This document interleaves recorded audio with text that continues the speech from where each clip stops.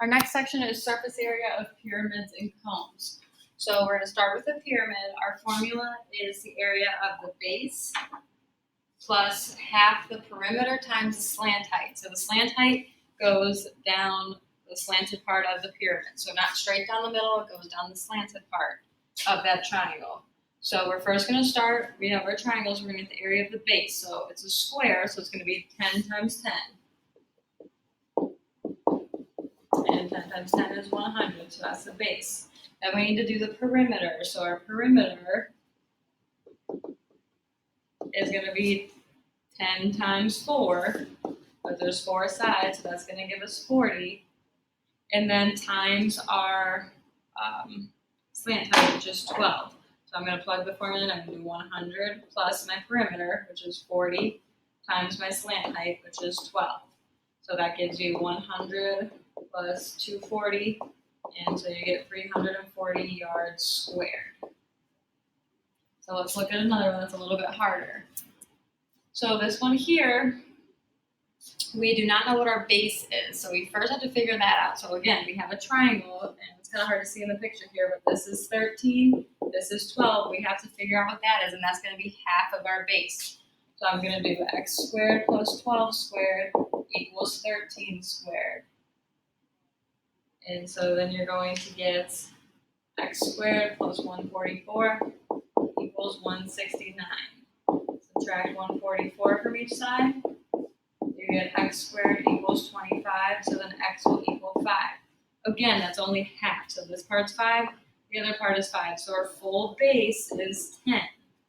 So then I'm going to do, again, my area of my base. So base is going to be 10 times 10, which is 100. My perimeter is going to be 10 times 4 again, which is 40.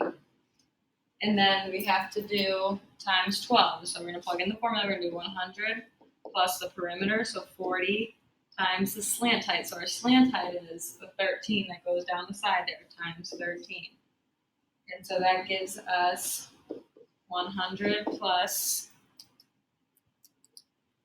520.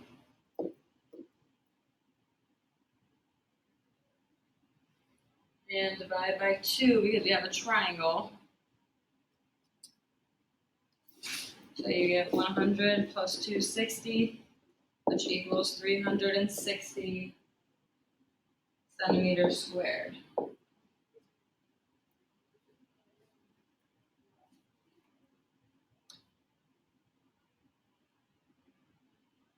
And here I didn't realize this, but 40 times 12, and we divided by 2. That's how we got the 240. So again, you have to divide by 2 because they are triangles.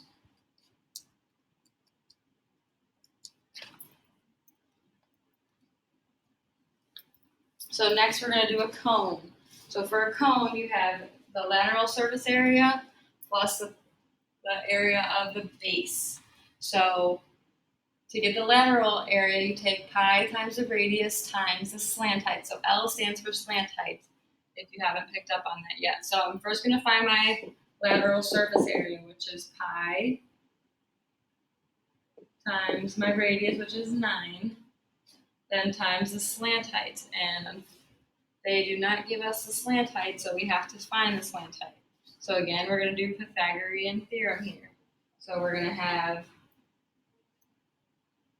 9 squared plus x squared equals 15 squared. So you have 81 plus x squared equals 225. And you get x squared equals 144.